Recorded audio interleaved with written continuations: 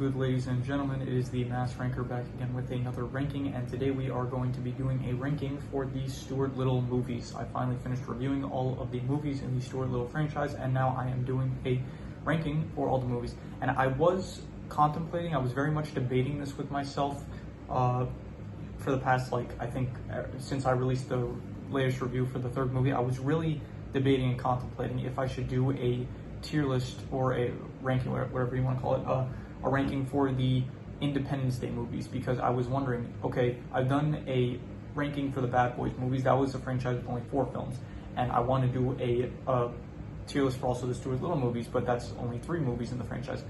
So I was wondering, okay, so what's the limit? I could do tier lists for franchises with 3 films, but what about franchises with only 2 films, like the Independence Day movies?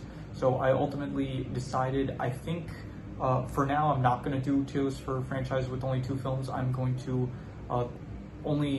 if a franchise has more than 3 movies, I will do a tier list for it, but if it only has 2 films in the franchise, then I will not. What I might possibly do, because the thing is, if it's only 2 movies in the franchise, it would be like a very short video that I would do, so I could probably end up stretching it out. It's like 5 minutes still, but I think what I might do is, in the future, whenever I end up reviewing another franchise that only has 2 films, what I might do is I might film a video with 2 tier lists back to back for, so I'll do Independence Day, and then for the next franchise, I don't know, for example, if in the future, if I end up doing like a 21 and 22 Jump Street, if I end up reviewing those films, I will end up reviewing those films. So after I finish reviewing those films, I might do one video that's a tier list for the Independence movies, a ranking of those 2 films, and then a ranking of the 21 and 22 Jump Street movies, that franchise. So I might do for franchises that only have 2 films, I might do a back-to-back video. So because that would just end up stretching out the video to be longer, and it would be easier to do. I might not end up doing it, but I think that's just in what I have in mind right now, what I am planning to do. But yeah, anyway, with that tangent over with, let us begin, starting off with the first Stuart Little movie, which I would probably say it's a B-tier movie. It was very not great, but also not terrible. It's a very standard, basic family film about this mouse, Stuart Little, that wants to find a family for himself, and he ends up getting adopted, but then he has to learn to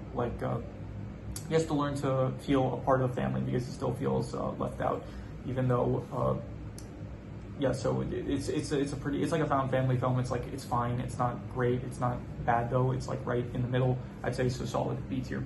Stuart Little 2, I like this one more than the first film. I would not call it an A tier movie, but I would say a B tier movie above the first one. It was slightly more enjoyable, I'd say. It had James Wood as the Falcon, and he was a very good character. I would say he was a very good antagonist for the film. You also had Margalo, who was a nice addition to the cast, and overall, I thought the Little family, their roles were better used, with Mr.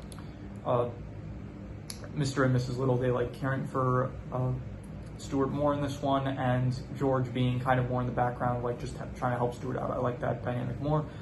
So overall, yeah, it was a high B tier movie. I'd say not an A tier movie, but definitely still a high B tier movie, better than the first one. And then finally, we have the third one, Stuart Little 3: Call of the Wild. I would definitely put this. It's an F tier movie. It's not great. I did not like it. It was. I'm actually debating. I'm debating whether it's an F tier, or maybe I should just change it to a D tier movie, because I don't know if I would call it. I'm going to change it. I'm going to be generous. I'm going to call it a D tier movie. It was not ultimately an F tier movie, but it still was a not good film. I think it was actually, before I did the review for that, the lowest ranking I'd given a movie was for Quantum of Solace, which I ended up giving it a 4.5, which would have been not good. And then for this movie, I ended up giving it between a 4 to a 4.5, which is bad to not good. So yeah, this is the lowest rated movie that I have reviewed so far. Lowest rated as in my opinion of, I rated it the lowest out of any film that I've seen up to this point.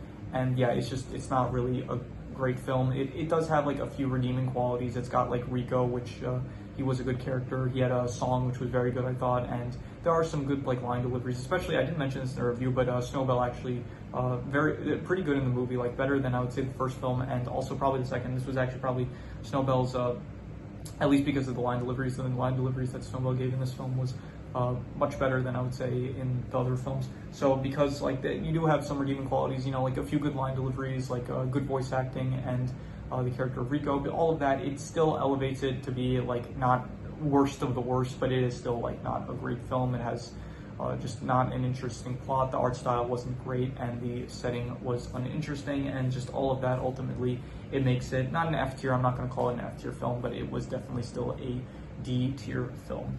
And yeah, so that is ultimately, I would probably end up giving the franchise as a whole, I would give it like I'd say between like a 5.5 to a 6. I would say it's like between decent and above average. It's like, but more so leaning on like the decent side. So, but I'll give it a 5.5 to a 6 between that.